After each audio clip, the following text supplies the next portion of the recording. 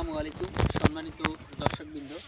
আজকে আপনাদেরকে যেই ঘাসটি নিয়ে কথা বলছি এটি হলো ইন্দোনেশিয়ান স্মার্ট নেপিয়ার ঘাস।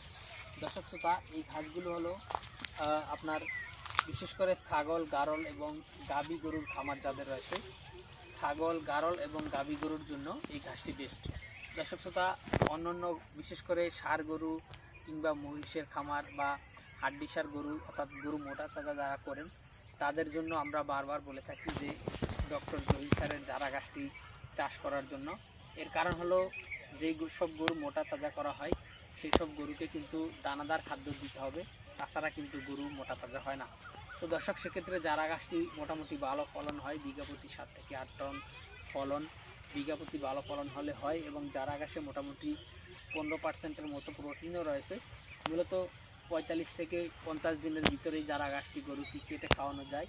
সেক্ষেত্রে আমরা বলে থাকি ষাঁড় গরুর জন্য, হাড্ডিসার গরুর জন্য কিংবা মহিষের জন্য জারা ঘাসটি রোপণ করার জন্য। তো দর্শক, আমাদের কাছে জারা ঘাসের কাটিনও রয়েছে। অন্যদিকে ছাগল, গারল এবং গাভী গরুর জন্য বলে থাকি যে স্মার্ট নেপিয়ার ঘাসটি। এর কারণ হলো এই ঘাসটি প্রচুর পাতা এবং অনেক নরম, সে কারণে এটা ছাগল, গারল বেশি পছন্দ করে। আর গাভী গরুর জন্য এই কারণেই বলি যে এই ঘাসটিতে রয়েছে সর্বোচ্চ মানের প্রোটিন। বাংলাদেশে হাই প্রোটিন যুক্ত ঘাস বলা হয় কিন্তু স্মার্ট নেপিয়ারকে। এই ঘাসটিতে বেশি প্রোটিন থাকার কারণে এটা গাভী গরু খেলে গাভীর দুধ বৃদ্ধি পায়। দর্শক, মূলত সে কারণেই এই ঘাসটা গাভী গরুর জন্য চাষ করতে বলে থাকি। তো দর্শক, আপনি যদি চান যে কোনো ঘাসের কাটিং আমাদের কাছ থেকে সংগ্রহ করতে পারেন।